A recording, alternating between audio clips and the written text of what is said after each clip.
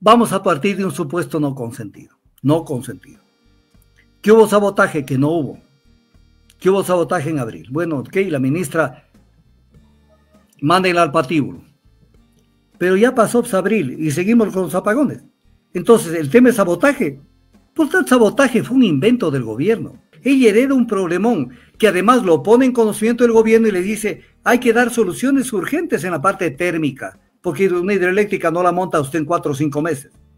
Había que dar soluciones y hay un juicio político y se quieren lucir, ahí está Ana Galarza, ahí está Tayano, queriéndose lucir ignorantes, no saben un carajo del tema.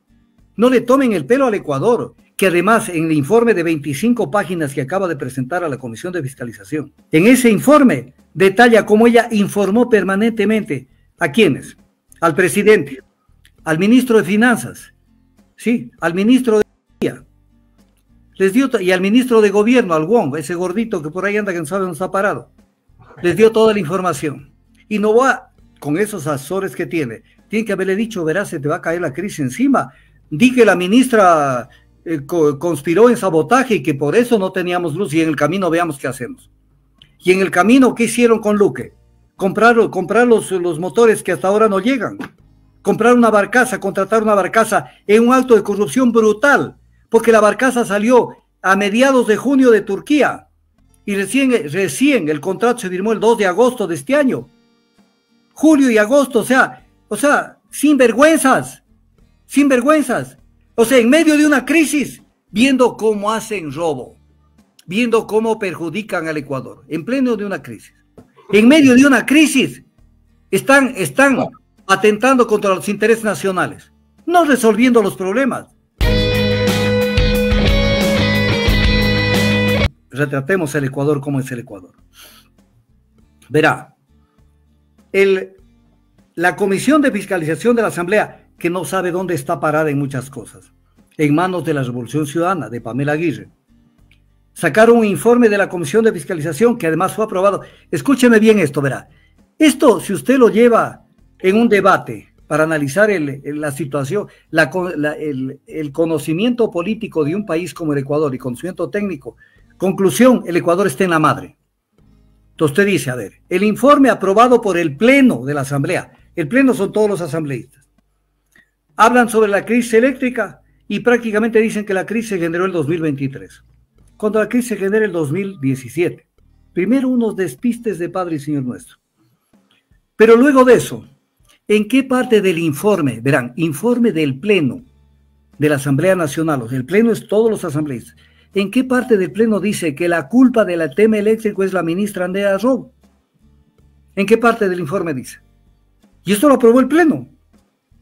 Y sucede que pasan pocos días después y viene el juicio político a Andrea Robo, armado por Construye y armado por el Partido Social Cristiano, donde ella, con el juicio político que le están siguiendo el día de hoy, que están en pleno juicio político, le quieren responsabilidad que ella es la causante de la crisis, cayendo en lo que hizo Noboa cuando dijo que había sabotaje y por eso no había electricidad y hubieron los apagones de abril.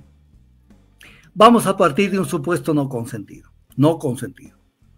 ¿Que hubo sabotaje? Que no hubo. ¿Que hubo sabotaje en abril? Bueno, ok, la ministra mándenla al patíbulo. Pero ya pasó abril y seguimos con los apagones. Entonces, el tema de sabotaje, pues el sabotaje fue un invento del gobierno, un invento falaz y un invento deshumanizado.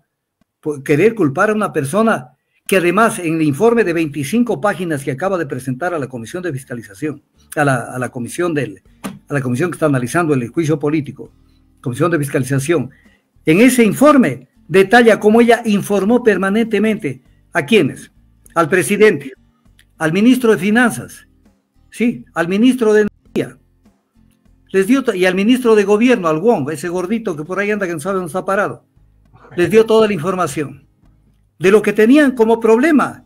Es como que usted tiene un problema con una persona que por no haberle tratado a tiempo un tema de salud, pongamos un cáncer, ya está en tema de terminal, ya, o sea, y es culpable el médico que le está viendo al paciente en fase terminal. ¿Y por qué no, por ejemplo, si es un caso, por ejemplo, de un pólipo, de un tumor en el útero? ¿Por qué no le extirparon hace 5, 6, 7, 8 años? Y no hubiera habido el cáncer de hoy. Si había un cáncer de mama, ¿por qué no le extirparon el seno? ¿Por qué no tomaron las decisiones? Entonces, el último médico que está parado es el culpable de todo. Entonces, Andrea Robo es la causante. Y le sigue este momento en juicio político con una maniobra sucia del gobierno para hacer creerles a la gente que la culpable de la crisis eléctrica es Andrea Robo. Andrea Robo no tiene nada que ver con el tema. Ella hereda un problemón que además lo pone en conocimiento del gobierno y le dice hay que dar soluciones urgentes en la parte térmica, porque una hidroeléctrica no la monta usted en 4 o 5 meses. Había que dar soluciones y hay un juicio político y se quieren lucir, ahí está Ana Galarza, ahí está Tayano queriéndose lucir ignorantes, no saben un carajo del tema, no le tomen el pelo al Ecuador. Pero además una cosa, todo esto lo supo Noboa y Noboa con esos asesores que tiene que haberle dicho, verás, se te va a caer la crisis encima, di que la ministra conspiró en sabotaje y que por eso no teníamos luz y en el camino veamos qué hacemos. Y en el camino, ¿qué hicieron con Luque? Comprar los motores que hasta ahora no llegan. Comprar una barcaza, contratar una barcaza en un acto de corrupción brutal, porque la barcaza salió a mediados de junio de Turquía y recién el contrato se firmó el 2 de agosto de este año.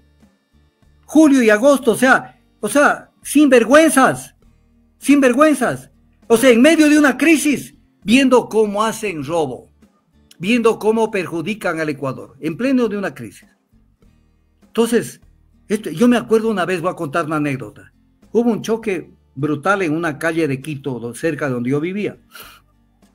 Y claro, un bus, más que un choque, un bus se fue de esos buses antiguos y se fue contra un poste, fue un relajo. Y la gente se aglomeró a ver los heridos, todo. Y entonces tuvieron que detenerlo a un policía. Porque en medio del problema que se generó, el policía le metía la mano a la gente sacándoles la billetera. Esto es lo que está pasando. En medio de una crisis, están atentando contra los intereses nacionales, no resolviendo los problemas, pero viene un tema que quiero que me lo entiendan. Con generación hidroeléctrica, la inversión es un poco cara, pero luego, la materia prima que genera la electricidad es regalada, es el agua, que no es lo mismo que los hidrocarburos. Entonces, viene otro análisis, porque siempre hay que estar recalcando para que no le tomen del pelo. ¿Qué es el tema? Usted tiene que ver el Ecuador en su integralidad y decir, a ver, tengo Coca-Codo, tengo San Francisco, tengo Agollán, tengo la cuenca del Paute, tengo Dauleperipa, tengo todo. Entonces digo, tengo que ir creciendo en hidroelectricidad porque es lo más barato. Entonces digo, a ver, ¿cómo están mis estudios de pluviometría? Mis estudios para decir, cuando no me llueve en Coca-Codo, yo necesito tener una hidroeléctrica que la prendo o la desarrollo en su mayor potencia en esta otra área, en esta otra zona, en la cuenca del Pacífico, por ejemplo. Ya le voy a hablar de un proyecto, por ejemplo. Entonces tengo este proyecto, que lo tengo debajo de la manga, digo, tengo que sacarlo, pero no tengo que sacarlo. Un proyecto no se hace en un año ni en 6 meses. Entonces tengo que comenzarlo a desarrollar. Y digo, como crece la demanda, voy a desarrollar este otro. Entonces aquí me paro para decir lo siguiente. La crisis del Ecuador, la crisis eléctrica es de 1080 megavatios más la importación de Colombia. Póngale usted 1400 megavatios. Es la crisis. Teníamos y tenemos posibilidades de construcción de centrales hidroeléctricas, de nuevas centrales, que puedan generar 24.896 megavatios. Quiere decir, en términos redondos, para que se entienda, tenemos 25.000 megavatios que podemos instalar. Y nuestra crisis es de 1.400. Entonces, ¿qué debíamos haber hecho? De los 25.000, implementar 1.400 y ya estar comenzando a implementar un poco más para que no nos coja la demanda. Entonces, ¿la solución dónde está? En la hidroelectricidad. No está en la solución térmica. Y esto no lo hizo el Ecuador desde el 2017, que tenía que seguir con el tren de implementar hidroeléctricas. Tenía que implementar. Voy a poner un ejemplo. Usted tiene el Coca-Cola Sinclair. ¿De dónde se nutre? De las lluvias en la Cordillera Real, que antes se llamaba Cordillera Oriental. Cordillera Real. Entonces, de lo que llueve en toda la zona del Reventador, en toda la zona de esa zona andina, eso baja por el río Coca, el río Salado, el río Coca, el Chaco, todito, baja por allí y forma el río Coca y genera las aguas para el proyecto Coca-Cola Sinclair. Entonces, cuando llueve en Nuna, escuchen esto. ¿Y por qué lo sé? Por conocimiento. Porque estoy en la materia, no ahora, desde 1972. Y segundo, por ser pescador de la sierra. Entonces, uno sabe que cuando no llueve en una cordillera, llueve en la otra. Y cuando no llueve en la otra, llueve en la de acá.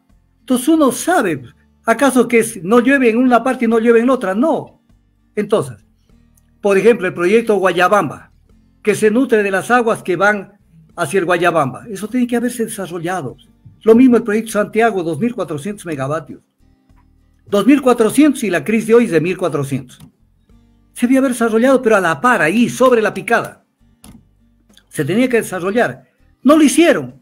No lo hicieron porque estaban dedicados a las raterías, a las cosas donde sí les dan millones, pero en las cosas rápidas. Por ejemplo, montar una central térmica es pavada, es cuestión de así, usted cruza los dedos y ya está la central térmica. Pero eso lo daña al Ecuador y daña su aparato eléctrico, su sistema eléctrico, porque estamos generando electricidad cara. Por ejemplo, si le compramos a Colombia, que están dando 3 trampolines, porque nos venda Colombia, que nos ofrecen que tal vez 90 megavatios, que tal vez 190, que no sé qué. Eso es botar la plata en el excusado, en el caño, porque es plata que no es una inversión, es un gasto.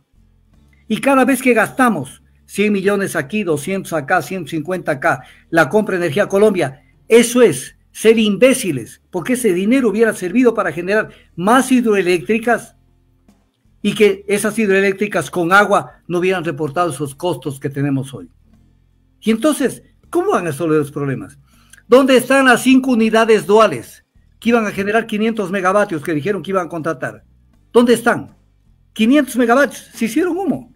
El día de hoy, de noviembre del 2024, la ministra en la mañana nos sorprendió con otra noticia. No, ya estamos tratando de traer una barcaza, ni siquiera sabía bien. Dice que son barcazas que pueden generar 400, tal vez 300 megavatios.